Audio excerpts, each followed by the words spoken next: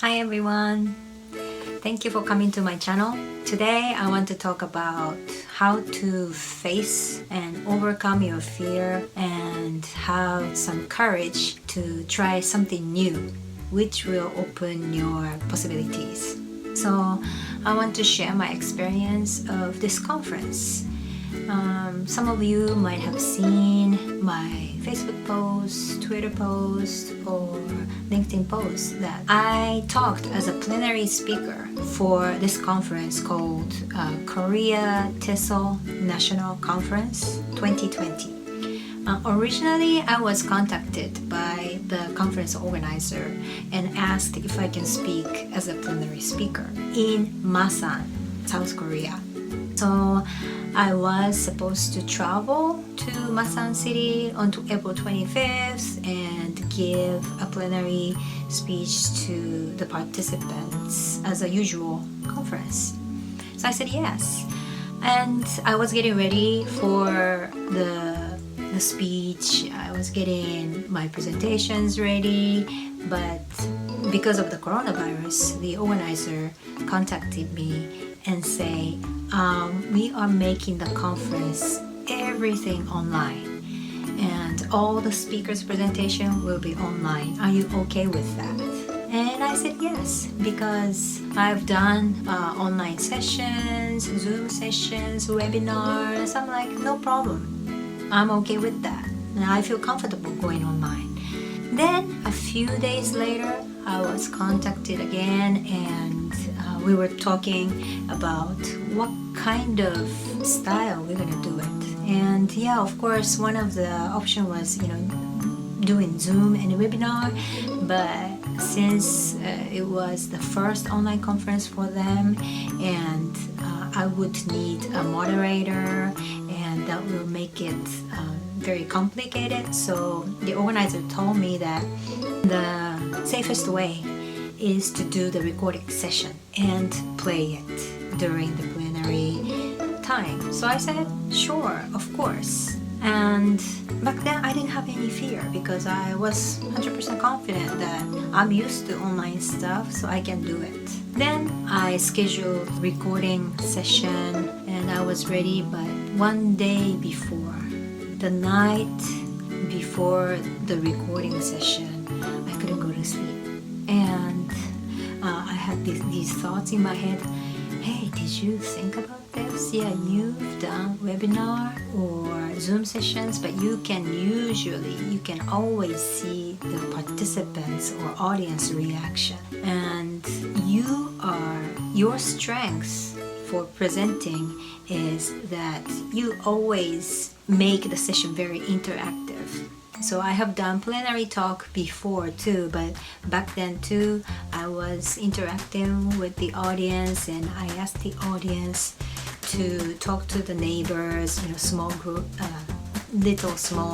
discussion. So I am good at picking up what the people says and connecting to what I introduce and facilitate the participants' thinking. But that night, my little voice was telling me, so if you record it, then you won't be able to see the participants' reaction, not even in the chat window. And you cannot make change as you go because your spontaneity is your strength. And what are you gonna do? And I'm like, that's right. I won't be able to use my strength. And this is TESOL, teaching English, related to teaching English. And I'm not even a native speaker. And I make grammatical mistakes. And if I cannot use the strength, then my weakness as being non-native speaker might be seen more. And I was like, oh no. And I couldn't go to sleep. But at that time, I tried to practice my mindfulness and I told myself, Mommy, calm down, breathe, because worrying about this is not going to help anyway. So what you need to do is go to sleep. And I managed to go to sleep and get enough sleep. And the next morning when I woke up, I thought about positive psychologist Martin Seligman's ABC. So what he says in his book, learned optimism. He says it's really important to notice your pessimism and turn it into optimism. And it's called ABC. And A is adversity. So what kind of difficulty or challenge are you facing? And B is your belief. How do you interpret that situation? And C is consequence. So based on that belief, what do you do? So I was thinking about myself. So yeah, this adversity is video recording my plenary talk. And the initial belief that I had was I cannot use my strength. So it might not be as good as live plenary speech. And the consequence was I was intimidated and I got the feeling that I'm not really motivated to do the recording and I wanted to run away. I had the fear, big fear. So I was trying to change. Okay, A is the same, video recording. Okay, how can I change the belief? And I thought about it. Okay, so yeah, you might not be able to use your strengths, but being yourself is enough. You know, it's people don't like about your presentation just because that interaction. You have a message you want to deliver, and be yourself, share your experience, and that is enough. Don't worry, just be yourself and record it. And another aspect I added is you never know, you try these new things and maybe you will find another strength in you. So then I felt like, okay, maybe I should just give it a try without worrying. It's recording video anyway. If I don't like it, I can record it one more time. So that morning I got ready, my first ever recorded plenary speech. It took 3 hours. And after that speech, this is how I felt. I just finished my first video shoot for my recorded webinar. Wow, it was really difficult at the beginning to be natural. But I think I'm doing better after how many hours? 3 hours?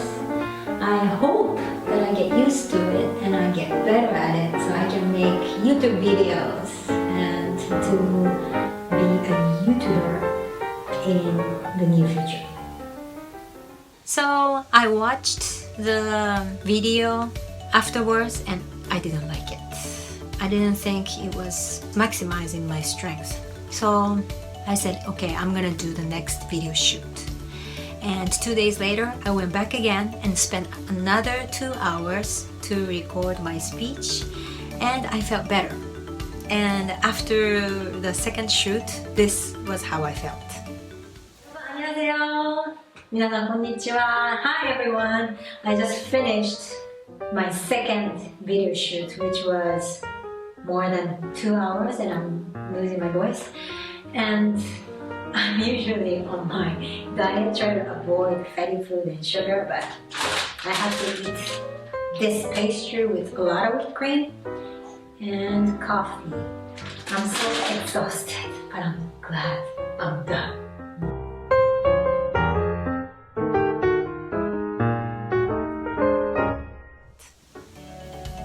Then editing started and I cut all the fillers or unnecessary parts or inserted the slides or wordings. And last Saturday, April 25th, from 11 a.m. it was published. It was open to the conference participants. I was there, logged on to the conference site and conference Slack chat room, and I was seeing how many people were watching, and there were over 100 people watching me. And after the session, how it was I received a lot of positive feedback and many people thanked me, and I was able to answer questions through chat, and I had the best feeling ever. I really felt I was so accomplished and I was able to connect with people more, closely than face to face. So I was like, wow, this is amazing. I feel like I was so scared, but after I've done it, this is the kind of feeling I never imagined. And it reminded me of this book written by Shonda Rhimes. It's called Year of Yes. And the part that I remember so vividly is she wrote that I am going to say yes to everything that scares me. And I thought, wow, this is the situation probably she was talking about. I did yes to the recorded session, and after that, I feel so improved or developed, or I felt the sense of growth.